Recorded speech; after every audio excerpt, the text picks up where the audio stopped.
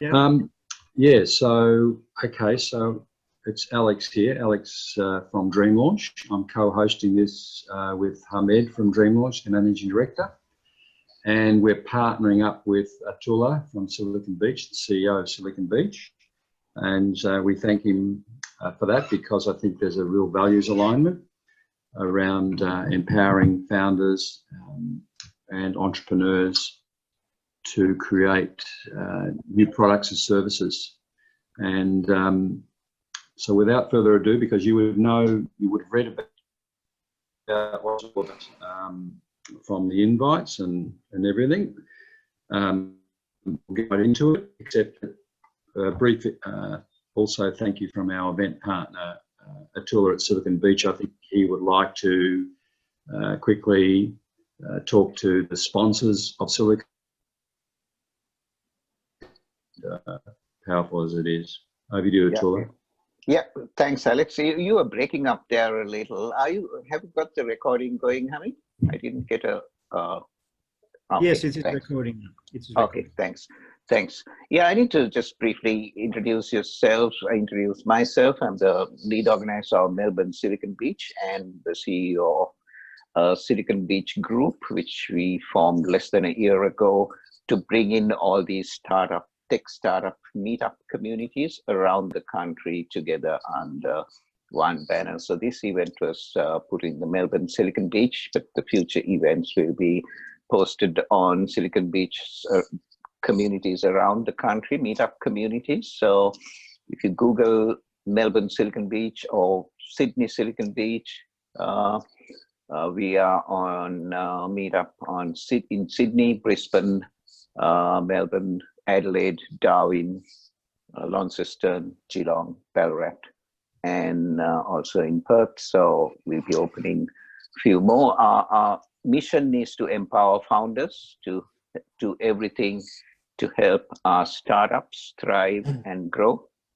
So we do provide events like these, pitch nights, access to capital, introduction to investors and mentors, and also education, which is a big thing. We'll be launching a Silicon School pretty soon to learn what you need to know to reduce the chance of failure. So I was going to share the websites of our 3 sponsors, but I'm not going to waste everyone's time. I'll just say one is a law firm, alliedlegal.com.au. You can check them out, and they are our proud sponsors. We will be having several events. I'll put the links to the meetups in the chat so you can check them out. And the other one is appdemovideos.com, which is a company based in San Francisco, but they have a person here in Melbourne. You can contact them through the website, appdemovideos.com. I'll put that link there as well. They produce apps of videos to demonstrate apps and how they work on the web. And the third sponsor is Yalma Digital. I'll put the link there. They're web developers and app developers. So thanks to them, we can do these events like this free of charge. So please support them. That's all from me. Back to Alex. Yeah, I mean, let's hear from the special presenter, Nils. I mean, he speaks very much to what we're about at DreamLaunch. So I'll just quickly share the screen so to sort of make a bit of an understanding of what we're about. So basically, we're a product development company, and we're about enabling the community to have access to all these services through a whole lot of providers. And without further ado, we'll go straight to Nils, because I think there's a lot to be said for getting straight into content when this is what you're all here for. Over to you, Nils. Okie dokie. All right, let's get this going now. And hopefully we've got that going through. G'day guys, it's an absolute pleasure and a privilege to be here today in this very interesting kind of time that we're going through. I mean, the world has changed dramatically. There's been changes in society, there's been changes in culture, there's been changes in the economy. Unless you've been living under a rock, the world has changed. And the interesting thing is that some people have struggled and some people have really managed to succeed. And I really do believe that the playing field has changed like never before. There are big incumbent companies that are falling by the wayside, and there are small startups about to pounce on those different ideas. And then there are other organizations that have been clever enough to reinvent the way they think in order to generate ideas. And today what I wanted to do is to share with you some of the techniques that I work with organizations around the world, whether it's in manufacturing, finance, FMCGs, you name it. The whole concept of what I want to teach you today is about how to think like a reinvention renegade. So just to make sure I know that everyone's having a good time and you can hear us, just give us a bit of a wave so that I know you've got some energy, you're still alive. Awesome. Good. It's great to get away from space there and stuff like that. All right, well, let's get stuck into it. Now, when I was having a chat with Alex and Ahmed before, I actually, I thought I'd pitch a few different ideas to them. And the first one I said, look, why isolation was fun and other lies I've told. That didn't go down too well. The next one I thought of was ways to kill a tax auditor because we're coming up to the end of financial year. They didn't like that one either. I thought I'll throw out one last one, which is ways to stay calm when your business crashes and other methods of substance abuse. But they said, no, you're going to talk about reinvention. And so today, when we talk about this reinvention renegade principles, what I want to do is share with you three core areas. I want to talk about reconnecting with our customer. I want to talk about reinventing our thinking, that is our idea generation, and just a touch about revalidation, because I know in one of your upcoming Dream Launch events, they'll be talking a lot more about that. But these are three essential things we always hound into the minds of our customers when we work with them. So let's get into talk about reconnecting. One of the reasons why we want to reconnect with our customer is to discover an insight. Now, an insight is a word that is commonly used but seldom understood. And really simply put, an insight is an emerging trend, a customer need, a customer frustration, or a customer desire that up until now, no one has been able to capitalize on. And I can absolutely guarantee you that there are so many more insights to be because of what the virus has done to the economy, to culture, and to business. It is ripe for picking if we know what we're looking for. And one of the areas that we can start to get good at is by thinking like a futurist. One of the part-time hats that I put on is I work as an innovation futurist. So I work with companies, not so much to tell them this is the next trend. While we do that, what we rather find is more important. You may have heard of that Yiddish proverb, feed a man a fish and, they can feed themselves for a week, but teach them how to fish, they can, feed their family for life. And one of the techniques that all futurists use is something called environmental scanning. And it's an acronym that they use called STEEP. And it basically rates it stands for Socio-cultural Technological Scientific Economic, Environmental, or Political Legal Trends. And so what a futurist essentially does, and this is what we're trying to look for an emerging trend, is we use that acronym and go out there with a filter and find out, well, what's happening? What are some of the socio-cultural trends that are happening? What's happening in technology? What's happening in the environment, and so on? And we want to try and identify what they are in order for us to find an area that we can capitalize on an insight. And to help you out, I'm not going to take you through each and every trend that's happening out there, but I just want to draw your attention to a tool that we use. And the cool thing is it's very expensive, but it has a 7-day free trial. So if you do it cleverly enough, you can actually use this tool to get your trends and your trends for the year without having to use a lot of money. Anyway, it's called shapingtomorrow.com because I always love free stuff. So check it out. It's probably got one of the best commercial tools out there to help you identify emerging trends. So shapingtomorrow.com. Another tool that we found is really useful that is free is Google Alerts. It's essentially just putting in a particular type of area that you might be interested. I know earlier on, Lani, we were talking about the legal industry, so you might be talking about she could enter emerging legal changes or legal implications or legal drivers or shifts in the legal environment, and Google will send into your inbox a digested update on any news that's happening around that sort of space. You can also search out Google Trends. So what we do when we use some of those tools, as well as some other research, is we create trends that look at over these different things. All of these charts are available for you. You can check them out legs.com/resources. But I just wanted to show you, if you look at the bottom of this map here, we've got on the left, we've got the time frame, what's happening right now as we move over to the right, which is into the future. And the concept around looking at trends is not to predict going to happen next, but to be able to anticipate what are the key emerging drivers that are going to affect your industry and your customer. And with that, if you can imagine, plot and access and try and create some contingencies for these scenarios that are likely to happen. It's not about this is going to happen. There's probably more likelihood that 3 or 4 of these options are going to happen. And how can we be prepared for that? Was that a question from anyone? No? No? All right. Yeah, so we've got all kinds of trends there. I just encourage you to check that. It's all free, but I just wanted to show you that when you can find an emerging trend, it just makes it so much easier to look at where you want to innovate and what you want to do next. All right.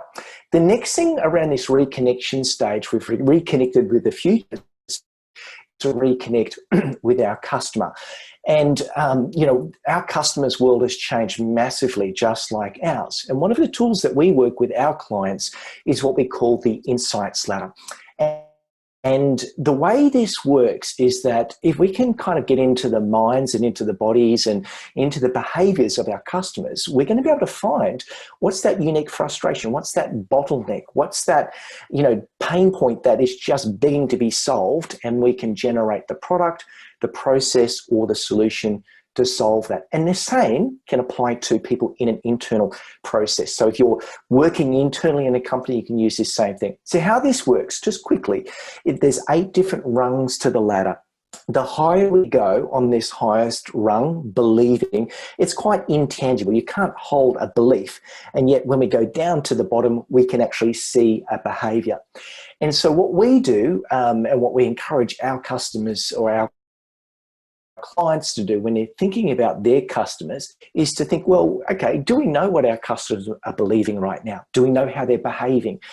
You know, what are they valuing? To give you an example, you know, right now, people valuing more than ever because of coronavirus, security, stability, certainty, and safety. And if you think, okay, well, is there anything in the product, the process, or service that we offer or that we could offer that satisfies those, you're going to have some commercial gold.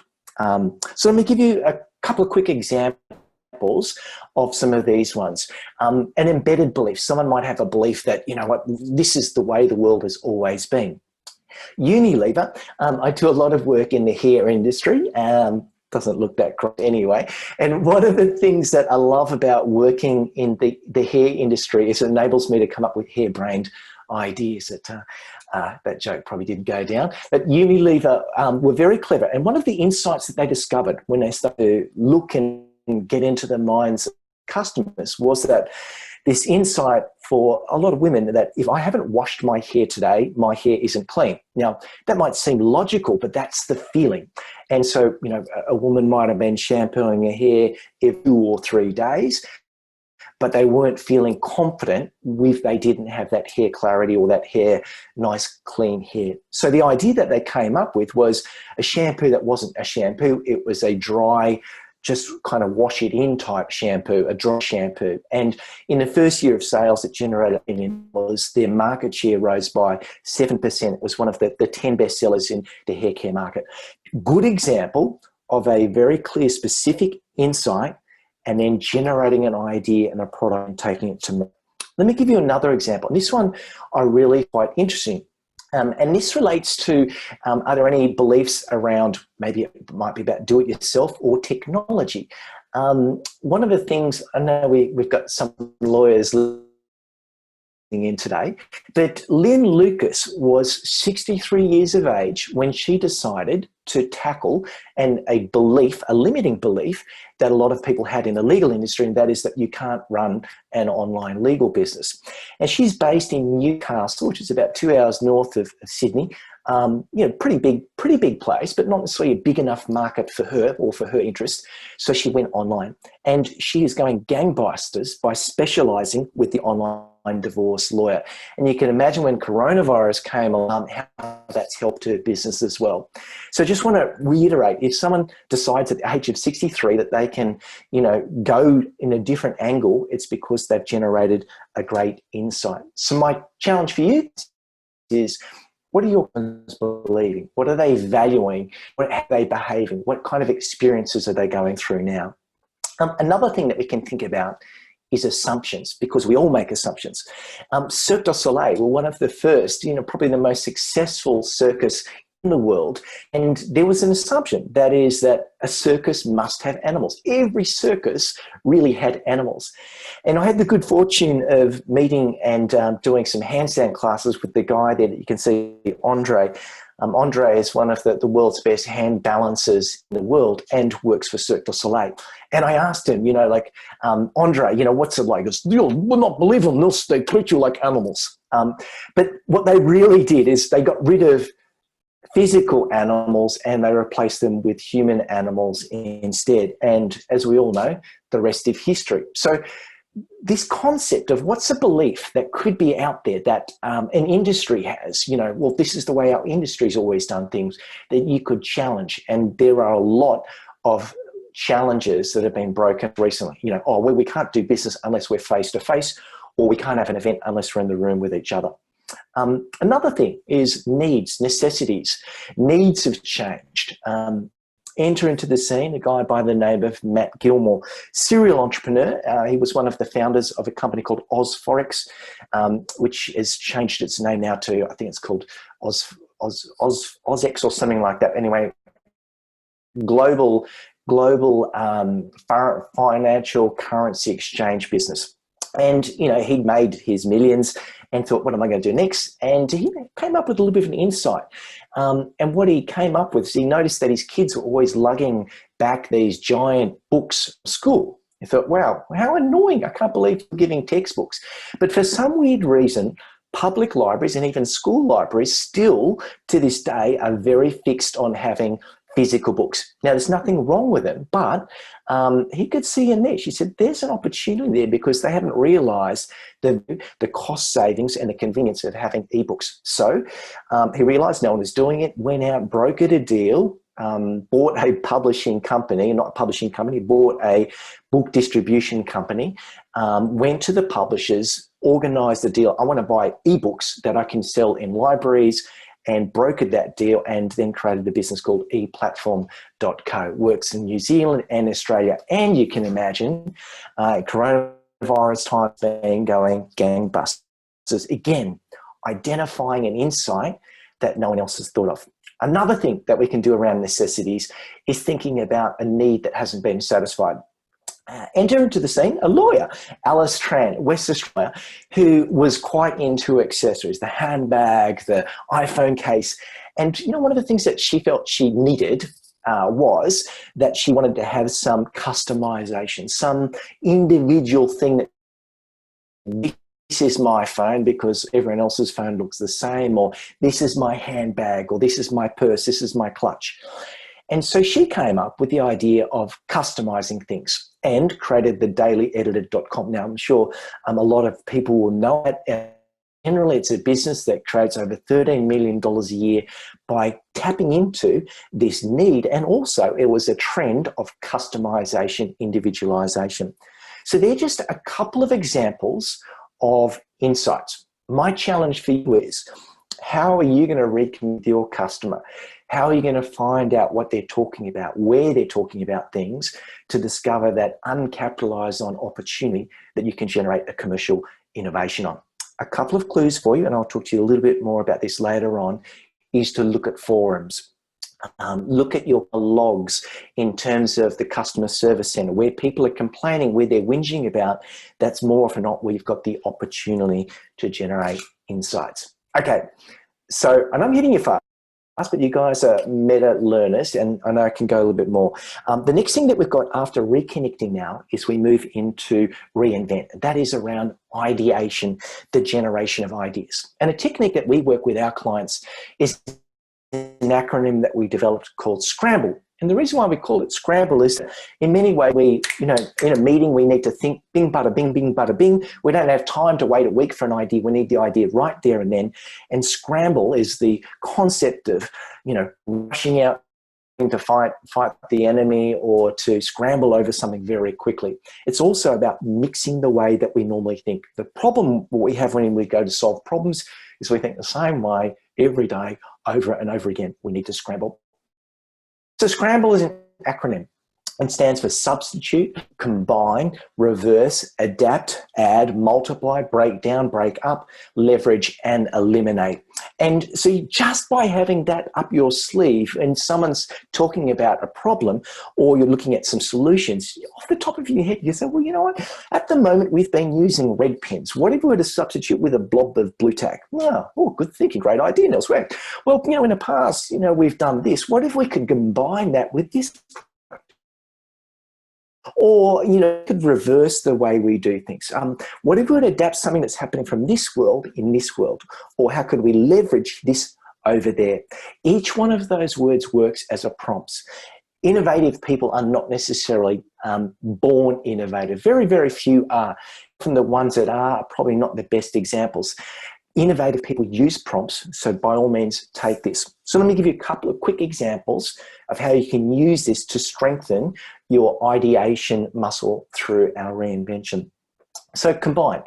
I think it was the third most famous patent assessor of all time. You're probably wondering who was the first. I think the first one was probably Albert Einstein. And then the second was one of the US presidents. Was it Jefferson? I can't remember. And the third was a Russian guy by the name of Genrikh Altshuler.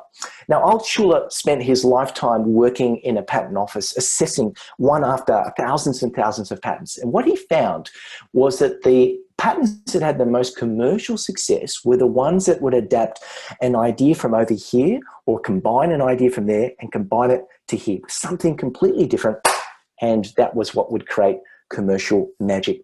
So here's a little bit of an example. IKEA do this very well. Oh, dude, my claim to fame. I don't know if you can see me. I have made it the big time. I had a shelf named after me and I also had a sofa named after me. I do live in an IKEA catalogue. But one of the things that IKEA did, they had a bit of an insight that if you're going to buy furniture from a store, you don't really know how it's going to look in your place until you get it there. And even though you might have a measuring tape, you're not quite sure. So they thought, well, what if we could somehow combine this concept of AR, augmented reality, which already exists, with trying to work out, a piece of furniture so people would know what it would look like and whether it would fit. And so they came up with an app called IKEA Place. Currently, I think it only works with the latest iPhones. I know my wife can do it, and we did it to buy some furniture recently for our little daughter. And the cool thing is you basically take a photo of the place that you're in, and it measures using its different cameras to scale. And then it goes and finds a piece of furniture that is to scale and plonks it in. So on your screen, you're seeing this is what that table will look like, and you can move it around. It is a very, very clever app from combining something that haven't been combined before. Okay, adapting. What else? What could we adapt from a different industry? I do a lot of work in Europe and North America, and I think it was in December pre-corona, I was over in the UK and met up with an interesting entrepreneur by the name of Sophie Kirkpatrick, KP to our friends. And she said, oh, Nils, you must come and check out my business. It's fantastic. Oh. Anyway, one of the things that I kept in touch with her, and she has a business that basically customize old English maps and atlases, and they do them on paintings and all kinds of different things. When the coronavirus hit, insight that she discovered is that people were doing more puzzles. And also people were sort of doing more painting, you know, paint by numbers. And she thought, what if I could adapt that concept of painting by numbers or painting by pictures and combine that to our map idea? And so the product that she came up with was, you can't quite tell exactly, but it's actually the English Isles there, and you color, that comes with a whole kit of paints and numbers, and you actually paint, you know, the map of England and other different things like that. Very, very cool idea that's gone bangbusters for her because they've had much more lockdown than we have. So the concept, again, what could we adapt from outside our world? Okay. Next one I want to share with you is around the breaking it up or breaking down. There's so many ways that you can use this. You know, could we break down the amount of time or the paperwork that someone has to do to get involved working with us? Or is there some way that we can break up the amount of time it takes to do something? You know, what if we were to separate our production streams in different ways? And great Aussie invention that has gone very global is Afterpay. They said, well, you know, what if we could break up the payment system for the customer, but also be very clever is what if we could make it easier so the retailer doesn't have to sort of worry about chasing up different people, but they can just use the proprietary system so a customer can buy a piece of clothing from a store or merchandise, but they're putting it on lay-by more or less. They walk away with it and Afterpay take care of all the payments. One of the reasons why that business has gone so well, breaking up. What could we break up? What could we break down? So guys, I've hit you up, I'm going to keep going. I've hit you up with a few different ideas around ideation. What could we substitute? What could we combine? What could we reverse? What could we adapt? What could we multiply? What could we break up, break down? What could we leverage? What could we eliminate? When you keep those at the tip of your tongue and at the front of your mind, you can go into any meeting and you can generate ideas on demand. It always looks really good. Okay, next thing I want to talk to you about now is around the concept of revalidation. And revalidation is so crucial because, you know, so many companies I've worked with in the past have had failures where, we had an idea and it didn't work. I said, okay, so whose idea was it? Oh, it was, you know, it was Stephen's or it was Lisa's. Yeah. And did it relate to a customer's need? I said, I'm sure it did. Yeah. But it usually didn't. So there are three areas that we need to think about validating. Validating whether it is a problem that customers actually want solved. That's pretty important, but you'd be surprised how many people don't do that. The second is getting clear as to whether the solution, the idea that we've generated, solves the problem. And the third one is actually, even though the solution might solve the problem and it's a problem they want solved, is this a problem that the customer or solution that the customer is willing to pay for? Because if they don't want to pay for it, they don't want it solved, you know, we're wasting our time. And this is really important. A couple things about validating. That golden mistake that people always make is that they like to ask their customers. So they say something like, hey, look, we've just invented this, this new cup, what do you think about it? And you've got them in this focus group room and they're all talking about the cup, but the cup is there. They're not reacting to the cup. They're reacting to the questions that people are being asked. Or they might be given a question such as, we're thinking about inventing a new type of pen and it's going to do this, going to do that. What do you think? Oh yeah, really love it, really love it. And then when you come out with the product, they go, I don't want it. So what does that mean?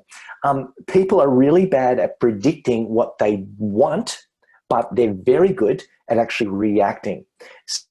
So what that means is when we do revalidation, we don't want to ask them what they think of something ahead of time, but just give them something and see how they react to it. So that means building prototypes.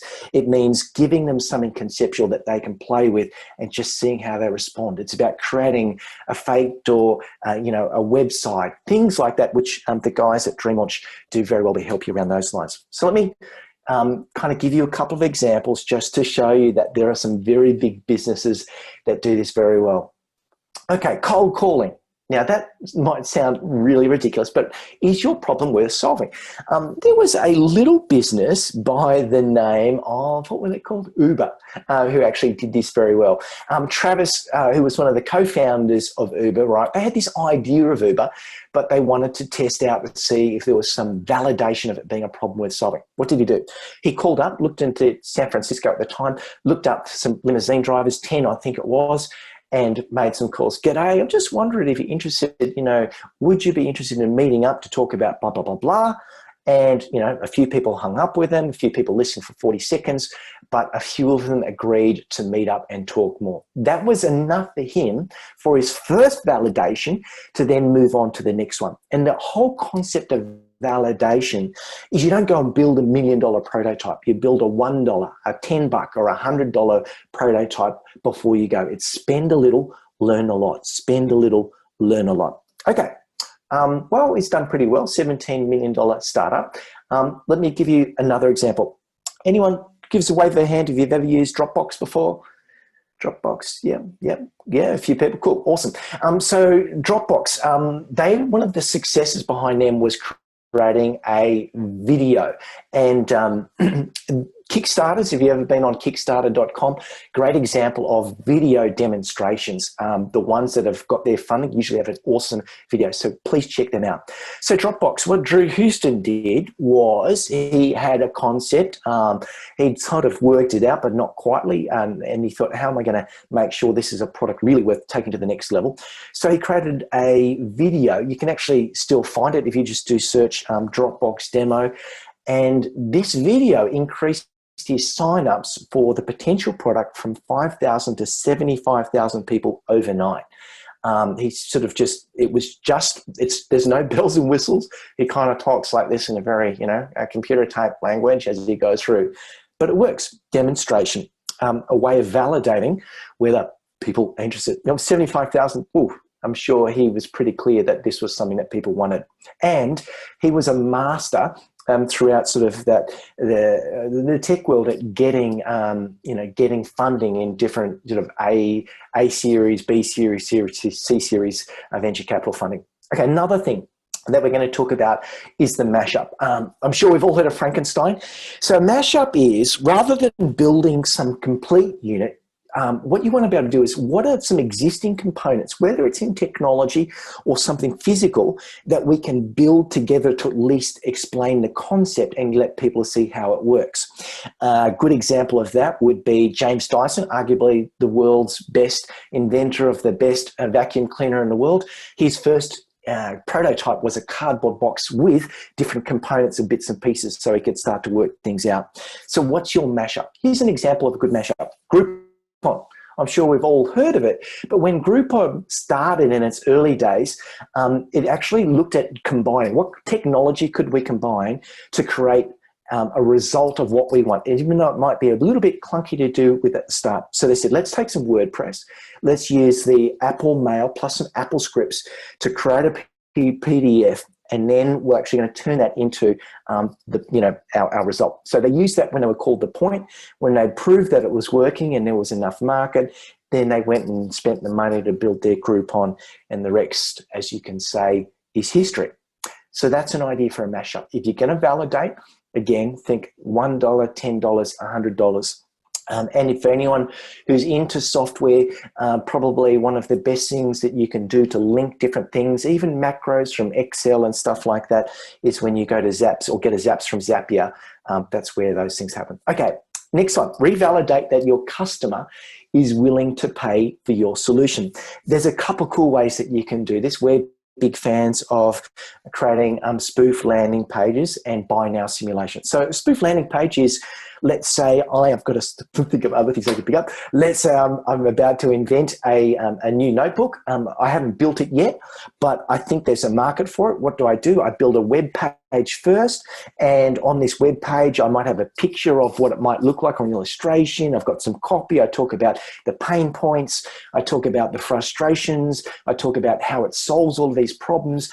I might talk about, you know, a story behind it. I might have some, you know, some case studies, and then I might put in some Google ads or some social media ads. I might spend $100, $200, see if people respond to it. And if people are going there, getting traffic, I'm going, okay, I'm validating that people are interested in that.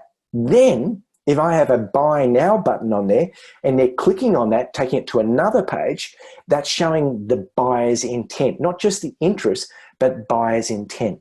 So what happens if someone goes to the page? It's no big deal, because you can have, just as buffer.com. Buffer.com is like a Hootsuite. It's a social media scheduler. They did very well. So on the left, you can see a couple of the pages that they first started with. Here's a landing page, tweet more consistently with Buffer. Bang, next page, it says, put in your details here. When you go plans and pricing, it goes, oh, hang on, we're not ready. After they'd worked out enough people interested in that, then they came in and put in a pricing page so they could check out different pricing models, $0, $5 a month, $20 a month, just to see how people do. But they were capturing their details. So this is how they'll build a community. I don't call them markets. Build a community, test that there's interest, that the problem wants to be solved, and then two, the willingness to pay for those different things. Very, very simple way of doing it. And there are so many tools that you can use to go out there and to create a number of different solutions. So I know I've kind of hit you fast there, guys. I don't want to take up too much of your time, and I know there's some questions there, but I'm happy to break out some questions. Also, I just wanted to let you know that we've created a free, what we call reinvention roadmap, that kind of takes you through a lot of these different steps of reinvention to help you out. So I am going to stop sharing and come on over to the questions and see how we go there. Yeah, so there was a really good question from Simone Dawson in the chat box there, Nils. Great presentation, by the way. Love that one-page reinvention roadmap too. Yeah, so Simone has basically said it's one thing to identify the complex patterns of need and design a solution to the problems out there. We find ourselves in a world where saturated by people and companies all competing to be the next big exciting thing. Being recognised with excessive white noise is exhausting, expensive in time and energy, and soul destroying. How do you suggest that mature and seasoned experts get noticed? Okay, so let's say I'm assuming that means that everyone's interested in the young and fun and sexy type things, and I might be someone who's been playing in the field for 20 or 30 years, and I feel like I'm not being heard as much. Is that probably what I'm reading between the lines there? For me, part of that would be around creating a relaunch. Funnily enough, DreamLaunch are very good at those types of things, and part of I've worked with lots of entrepreneurs who are let's say in their 50s, if not 60s, and one of the things I found for older experts or more mature experts to get recognized is to start to demonstrate value and to get a community building. Quite often what's missing for more mature people is that they don't necessarily have a community that creates attraction around their idea or their thoughts. So if no one knows about you, it's kind of like that saying, if a tree falls in the forest and no one hears it falls, you know, did the tree exist? And unfortunately, that's just the way business is now, is that we need to have a community. So my solution for how do we get more clout, and even if we're an entrepreneur or an internal thought leader, we can still create communities. Say, for example, and this might not sound necessarily ethical, and yet this is a technique that people will do. In LinkedIn, people create pods. It's just that there is an algorithm that says that if you get comments in the first 30 minutes of posting, then they will give your post more information.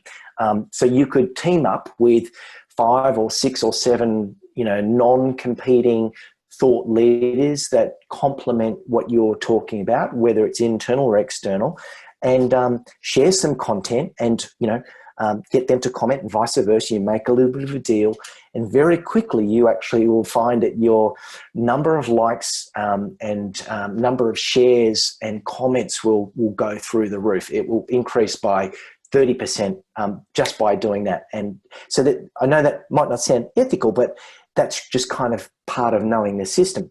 But what is important is it enables you then to create a group and a community. And there are some guidelines that I often talk about when you're going to create a community. As I just look through a draft of a book I've just been writing, because I have a whole stack on ways to create a community. But one of the things that I found really interesting when it comes to creating a community is that you want to create things such as, probably the most important part is you want to create a sense of belonging. And that comes down to understanding what are people missing. If you come back reconnecting with your customer, are they missing a sense of the challenges that people are having?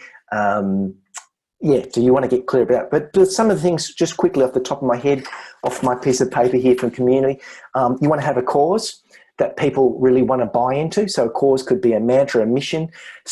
You could simply finish this statement: we believe in a world where, bang, insert the rest. We believe in a world where no child should be in threat of social safety, or we came onto this planet to eliminate financial hardship for small business owners. Another one might be, we aim to help people who are going from A to point B. So if you don't have a cause, you don't have a community. Otherwise, it's just like a group. Another thing is sense of belonging. The change that can happen by joining you or following your business or following your ideas. Modeling. This is from self-efficacy theory. You'd know that as a psychologist. So giving little stories of examples of people that have, with no more intelligence, no more skills, no more drive, have been able to do these things using these techniques. Perception of ability, giving them a sense that they're mastering what they're learning. Social persuasion, gamifying things, so there's a lot more I could talk about, but generally what's happened is if someone is not connecting with you, they've got a narrative or a story in their head about who you are, what they think you are, and you've got to give them an alternative story. And part of that storytelling, but it's also about inviting them into a community. I know that was a long answer, but I hope that one helped out. Yeah, it's a good answer. Yeah, at the beginning, I don't know if it's the same for other people, but you're breaking up a little bit, and you mentioned a crucial thing about the first 30 minutes of a post and the algorithm. Can you just repeat that? Yeah. So the way LinkedIn operates is that it has an algorithm that is determined by the number of comments and the time that those comments are entered. So if you have a comment that happens a day late, it doesn't work well for that LinkedIn post to be visible. So it really is, you do it at a time, and then you go, that's why they call these things pods, or you got a team of people, and you go, right, at this time, we're going to post, we're going to look at each other's posts, we're going to like it, and we're going to create some comments about it. Then when they like yours, and they've written a comment, then you like their comment and you comment on their comment. And I know that might sound like a lot, but if you've got 5 people, 7 people, and you do that first thing in the morning or in the evening before 6 o'clock, whatever it is, you'll just be guaranteed to increase the types of results that you get by doing that one little hack. Right. There is a question here, and from Cloud Barnas. Cloud, you can actually unmute. Everyone can unmute if they want to ask questions. And Cloud, if you want to ask it specifically about the latest trend. I can actually ask him directly. You asked about the process. I can hear. Yeah. So thank you, Nils, for your presentation. I just want to ask Yeah. about the relationship in the process itself between the customer research about the behavior and needs and so on, and about the first two slides that you have presented about the trends, latest trends and latest movement in the world about like socioeconomic and culture and all of these. Usually when I have a client, for example, he's asking to improve his product or platform, he's like, we only run like the customer research, yeah, but he doesn't want to invent in a new product or a new line for his product. So in that case, I don't need to go back and check the latest trend in innovation or how the world is moving. You understand what I mean? Yes, but let's say this. Let's say I'm keep going back. I'm asking you during your process how you use yeah. the first two slides for the trends with the customer research. You know, how you correlate between them and how you combine them. Yeah. And so what we do is once we've identified some key trends. So let's say I've gone, an emerging trend is, or massive trend that people are working from home, right? So Yeah. let's say it's home type stuff. And the other trend that we might find is, let's just go with that one there. And then my client is say they're a lawyer for whatever reason. Yeah. And what I might do is go, well, based on some of these emerging trends, could I create a quadrant, so to speak? And I'm going to just kind of draw this, if that's okay. A couple of seconds here. But what I really want to do is kind of create a quadrant that might look at, so what are the potential type of issues that might have. Now, I'm not sure if you can see on my little camera there, but yeah, thank you. Yeah, so let's say the future, based on these emerging trends, is that all of the workforce, or 100% of the workforce, start to work from home, or 80%. And the other thing is it goes back to normal. And then another one of these emerging trends or drivers that is most important is say, for example, because I'm working with a lawyer, might be based around the number of insolvencies. So it might be, insolvencies, low number of insolvencies, or high number of insolvencies. And based on whatever those drivers that I choose, I now have 4 potential worlds that I can create and say, these are 4 potential scenarios that are likely to happen. The scenario that's probably, this scenario, if we've got 100% of people working from home and high insolvencies, is going to mean that we have mergers and acquisitions is going to be massive. It's going to be this, and this. If it's this world, this is what's going to happen. And based on looking at those, then I have some potential scenarios. Based on those scenarios, I can then go, well, what continuity can I generate for those things? Okay. Yeah. Perfect. Thank you, Nils, for this. So if you just typed in, it can be called different things, but some people call it scenario planning or scenario world planning. But it's basically around getting clear about the drivers. Yeah. And then it's almost like you're kind of writing a science fiction book about what each one of those worlds will be, but then having a contingency to pounce on them. Yeah, got it. Thank you. So I have a question, Nils. What do you see as the emerging trends from your reading of, I guess, your client base and the world that you're moving through over the next 24 months and that innovators could tap into?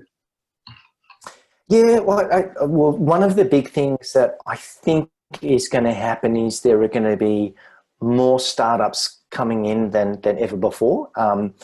And so that might mean, well, You could be a startup, or you could be a startup that's servicing startups, or combining or working with aligning, or having alliances or partnerships with those things. I know that there's a lot of bigger organizations that are already going, look, let's help this startup go along because this is what's going on. So that's one very clear emerging trend that's going on. In terms of technology, I mean, we only need to look at how much voice activation is going to continue to play a big role around voice activated doors, voice activated, there's a little mini tech kind of type stuff going around that. Already before the coronavirus, I know, even though I think it might be WeWork had a little bit of a financial scare, predictions were still around about a 30% increase in the amount of co-share workspace. And even though, so many people more are working from home, what's happening is that people are going to be wanting to work in a co-share workspace because motivation is usually better if someone else is working. And frankly, the carpet for someone's floor has been, totally trashed by the wheels going backwards and forwards from the office chair. But so many companies are just realizing the reduction in heating expenses, rental, you name it. It's just going to make sense. So then within that trend itself, there's again a lot of logistics around employee engagement. So I think that's going to be that was already kind of fairly strong, but that's going to happen again in terms of the learning and development spaces. How do we keep engagement? Because I know, I'm calling it Zoom fatigue. Some people are Zoom fatigue because, we've got to reach out to everyone. It's like, no, I don't need to reach out to you all the time. So it's about getting that balance there. There's a lot of different things, but they're kind of like a couple of the big ones that come to my mind there. If we look about operational resilience, that's around things like supply chain, moving from global manufacturing to local manufacturing. I think we're going to find a big more spike in things like remote 3D manufacturing increases there because people are going, well, we can't afford to wait for China to get this to us or that. Will be rethinking those things. There'll be some increased costs, but also there can be some payoffs and those sort of things. So there are a couple of things that pop to my mind. Yeah, and it's interesting you say that about startups because I think on your website, did you say something like 11,000 startups start? Was it every day or globally? Yeah, it's something crazy like that. I'd have to probably check out my own statistics there, but it's just amazing how many startups are popping up. Now, not all of them will succeed, but again, what this means is there's people are looking for the opportunity. They've got that ability to look at an idea. 11,415 new startups enter the business every hour. Wow, that's what it was. Wow. Yeah. There's a little bit of guesstimating in that one, but if we look around the world and look at the number of companies that actually register the number of new businesses, you can kind of extrapolate from that one. But yeah, so what that means is whenever there's a new business, they're going to, I've got market share, I'm an incumbent business, or I've already got my market share.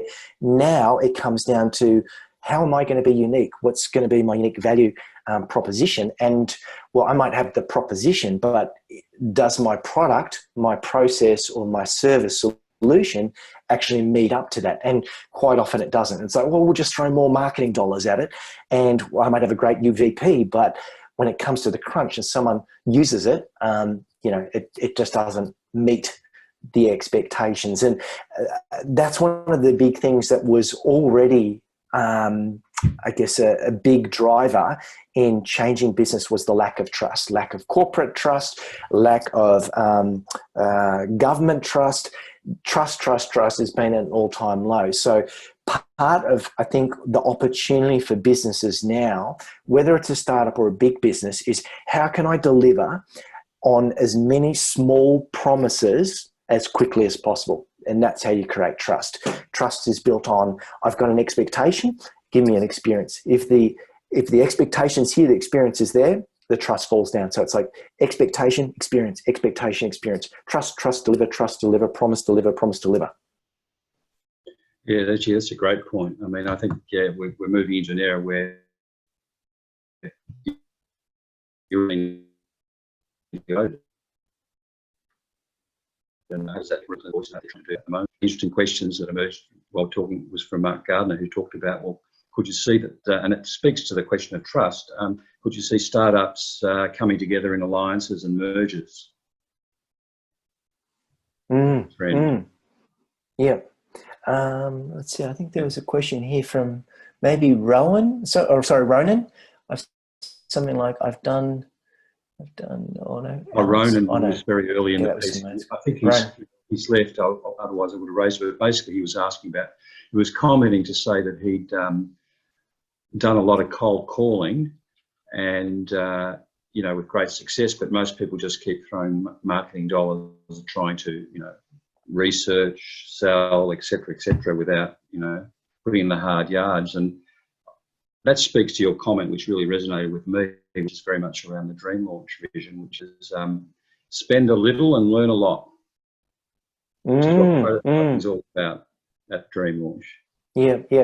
Good. I'll come, I think it's Noreen's got a question. I'll come to Noreen's question in a second. Oh, cool. But just piggybacking on that concept of, you know, the cold calling and why we don't do it is, you know, one of the things that I've been writing about in this most recent book I've got is I've got to actually have a little script to reconnect with customers. And the reason why we don't want to reconnect with customers is that we're embarrassed that we haven't been in contact with them. And so rather than try and pretend and avoid and send them something and say, just actually be open and honest. And so my kind of, you know, reconnecting calls with clients goes like this.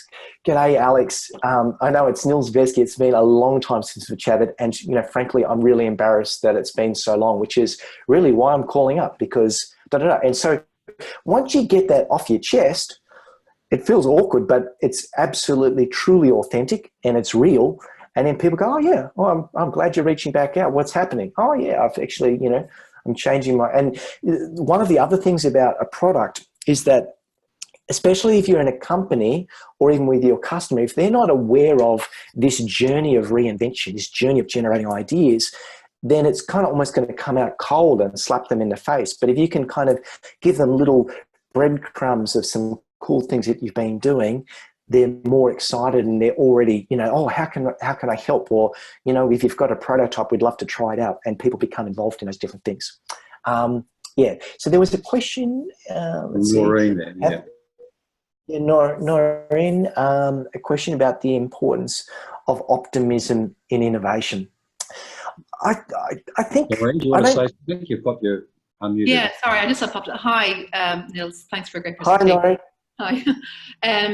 Yeah, I mean, I've sort of dabbled in the innovation space. I'm still dabbling in it and what I'm doing, and I sort of think, and I'm also working in optimism. Go figure. In a time of COVID, I'm now working on an online learning project around optimism. But so I'm becoming very aware of it. But in relation to innovation, how important? I mean, I know that you have to be optimistic, but how important really is it for you to have optimism while you're innovating and trying to make change? Yeah, this is a good question. And so where I would say optimism is best used is in creating a narrative, a story. Because if I'm working in a company, I've got a mental narrative as to what innovation is, whether it's good or bad, and we need to have a more positive one around that. Innovation is good for us. So that is probably the first most important part. In terms of individuals, I think of having to be, I'm optimistic that this product will work. I don't necessarily buy into that, because the reality is that's why we want revalidation. And we want to be able to test the integrity of an idea. We want to be able to test the validity of the problem and the willingness to pay. So the way that I always encourage people to think about this. I'm sure you're familiar with the work of Dr. Heidi Grant Halverson, or she might now just go by now Dr. Heidi Grant. She's from Columbia University, one of the foremost motivation scientists. And one of the concepts she talks about is what we call motivation-focused preference.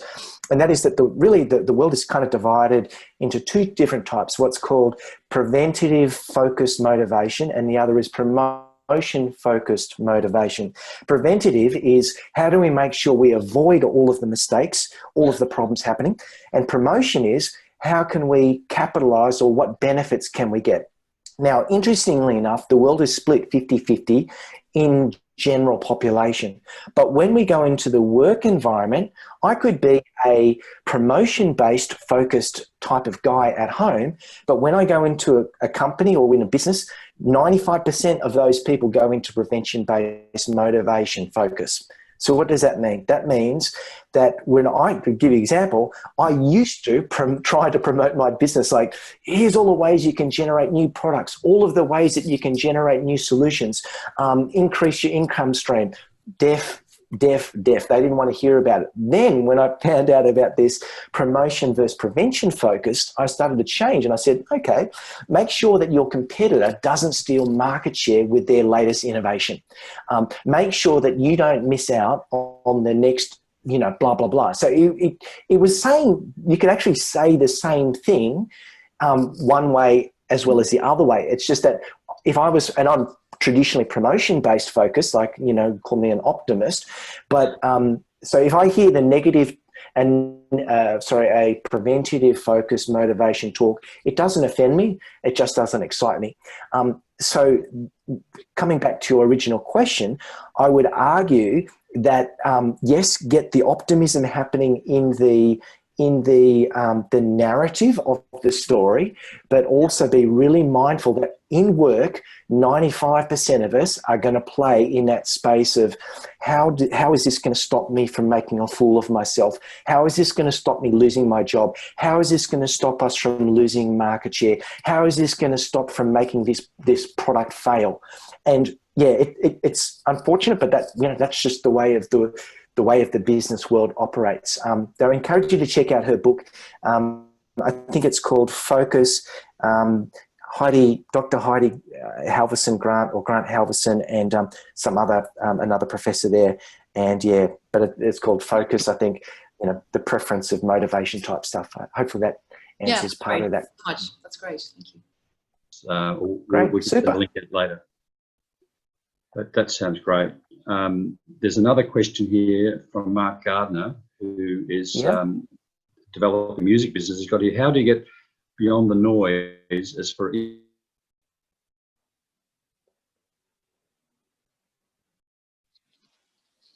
Okay, so sorry, you're frozen up. Can you... There's a lot of dreaming. Sorry, I think you're in slow motion there, so I didn't quite get the... Yeah, I've been getting that occasionally. It was just Mark Gardner at 128. How do you get beyond the noise in the music game where there's so much streaming, live streaming on sites like Facebook? There's so much going on. Okay, so you want to get beyond the noise because you want to get your idea, your invention noticed or something? Would that be... you want to unmute? Something that... Yeah, sorry, it's really, just to get your music across, there's, I mean, I guess it's an interesting time for that segment right now because it's all of a sudden been snowballed because of the COVID situation. But there's always been lots of noise, so to speak, or lots of streaming, lots of different businesses popping up as well around that. So how do you get beyond that? As a performer, did you? Yeah. Okay, as a performer, I'm going to refer to a couple of different things. Part of this will come down to how are people making their decisions around what music they're going to listen to. So, are their decisions based on they've heard it, and therefore they respond to it? Are there decisions based on genre? Are there decisions based on influences? You kind of almost want to think about how are they making their decisions. So, it could be interesting if you could do a bit of research around how do people actually make a decision around that. Quite often, people make decisions based on what they've already had exposure to. And part of say, for example, creating more traction or people being interested in your music is how do you create a community? I can't remember the name of the business, but there was a crazy woman in the US who did a famous TED talk years ago, and basically she got self-funded, made over $1 million to self-fund a record with their team, and she was like a very punk kind of type stuff, but she had created a very giving community, and so because she had such a community, the rest was easy. So we can go back to the 70s, I think, or maybe it was later than that. What were they called? The Dead something, the American band. Which one? The Dead Kennedys. No, not that. That's the punk band. No, it was another one. Not the Living Dead. They never released albums, and yet they were one of the most successful bands of all time because they just had a huge community following that people would go to listen to their music, and they're still kind of going out there touring nowadays. It was a bit like the K-pop stuff in Korea, where they don't actually sell albums. They give their stuff away for free. But they do it in order to create a community. So one of the concepts you might think about is, how can I create a community so that people are interested in my music? And then the other one is, well, how can I pay for, who are an influencer that I can use to get on different things? And this is what I call like the modern press release now. It's the bloggers, it's the influencers who, traditional advertisers haven't really, given that much credit, but they've got followers of 100, 200,000, 1 million people. And you can ask to put your music on their website or bits and pieces, and you'd be surprised how cheap that can be. So that's kind of one thing around exposure, but about getting clear as to what your customer wants. The other one, and this relates to what I call it the stick principle, STICK, from an advertising perspective is, whenever you're creating something, is it going to make them smile? Or is it going to, make them sort of think about something twice? Is it going to, is it going to intrigue them or inspire them?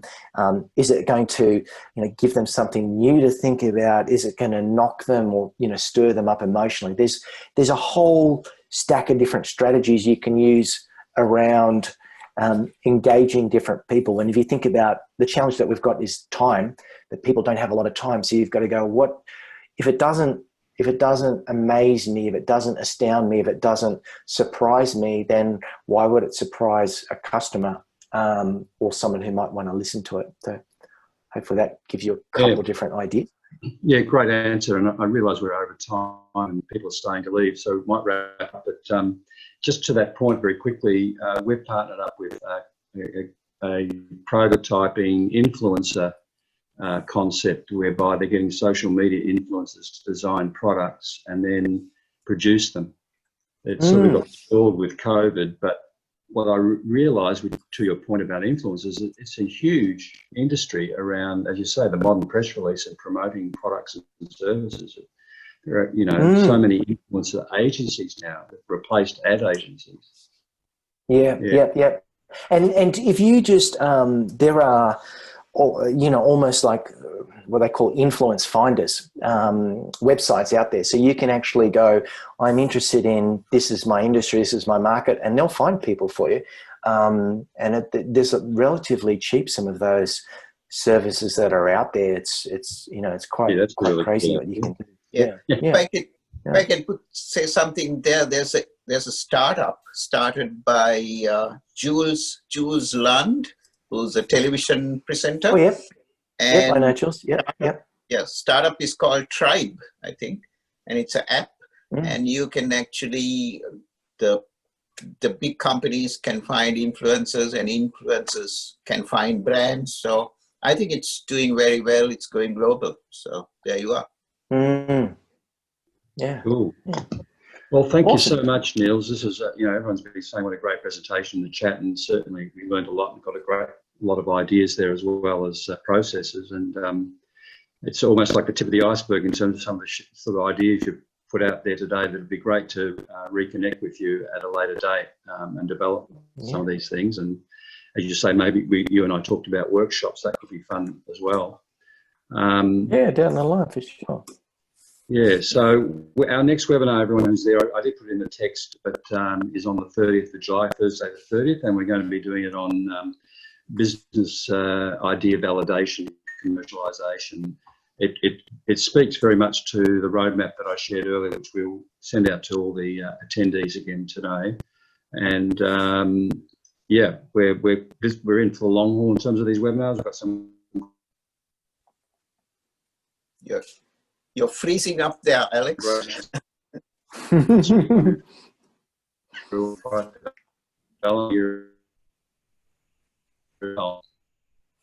I think it's your internet connection. Thanks for again. So cold in Melbourne, you're frozen. Say something as well. Yes. We didn't literally frozen. Atula, do you want to add something? Yeah, I just want to thank everyone for sticking by. We are nearly 12 minutes past time, but we've got so many people still in the room. So that just speaks to how good the presentation was, Nils. So thanks so much. Yeah. Thank you. So Thank you. let's do this again. So Yeah. I would like to thank you, Nils, as well. That was a very great presentation, very great content. Thank you, everyone, for joining us today. I think that was all very well done. Thanks, Thomas. Thanks, everyone. Thank you. Thanks, guys. Thank you, Alex, for inviting me. Thank you, guys. All right. Thanks, See you later. Bye. Yeah. Bye. Yeah, fantastic, Nils.